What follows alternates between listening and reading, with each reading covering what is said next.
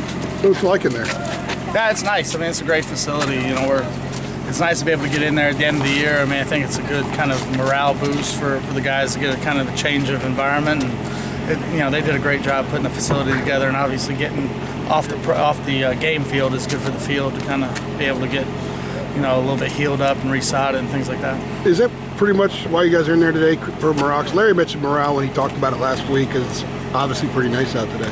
Well, I mean, I think the plan was to be in it, whenever it was ready. I think we were fortunate that it was ready to roll before the season ended, and if it's going to be ready, might as well use it. Is it fully functional?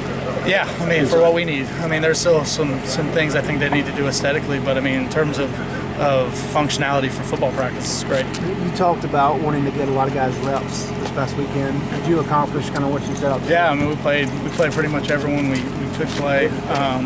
So that part was good. I think there's some good and bad. The fourth quarter obviously wasn't as smooth as you want it to be, but there's a lot of guys playing out there for the first time. You're gonna take those kind of lumps, a little bit. But I'd rather have that happen in a win than in a game where it's close and those mistakes can be a little bit more critical. So I thought a lot of guys got some good experience.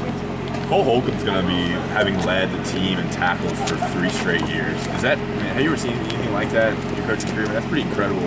He's consistent. He's consistent in his play. He's consistent in the way he approaches every week.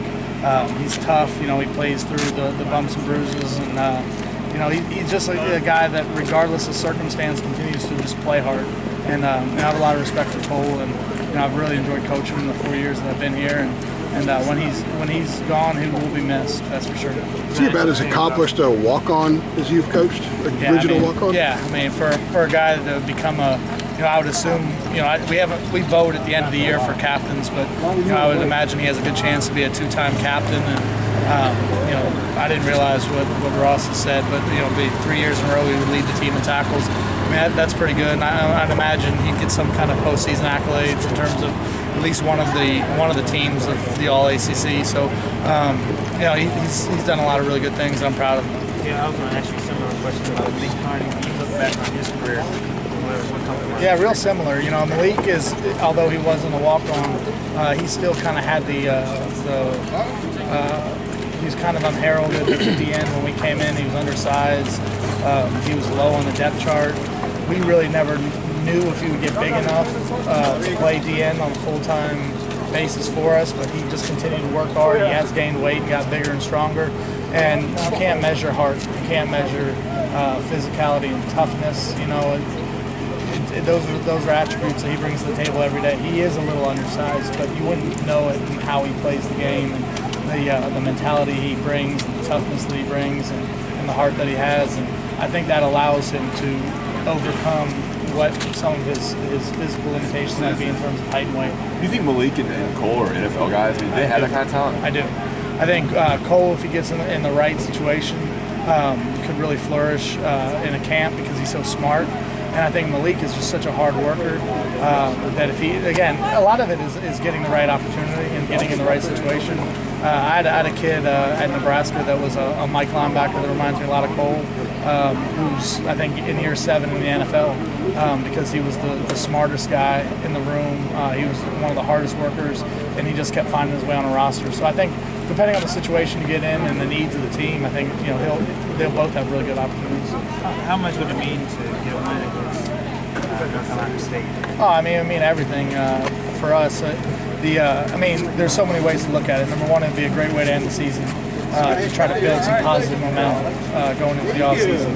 And number 2, it would be a great way to send out the seniors. And then 3, obviously, it's a rivalry. So, regardless of record and regardless of circumstance, you want to make sure that you go into a rivalry week and represent your school the best way that you possibly can. And it would be big. It would be big for the program to get this one. When you look at NC State and this quarterback that you got to face from Finley, what characteristics jump out to you when you look at him on film? He's an NFL guy. He can make all the throws. He's got a strong arm. He's NFL ready. I mean, in every way, he's polished. He's poised. I have a lot of respect for him. I think he's a really good player. They're wide receivers that received a lot of praise this year. How do you alleviate some of that stress on the secondary? We're gonna have to be creative in ways that we cover. we're going to have to change our looks and not let them always know where we're at, because on the outside, I would imagine that they feel like they do have an advantage going into the game, and we're going to have to be disguise our coverage and be deceptive enough with our looks that they don't always know exactly where to go with the ball, and that's going to be a big part of the game plan. Thanks, JP. Thank you.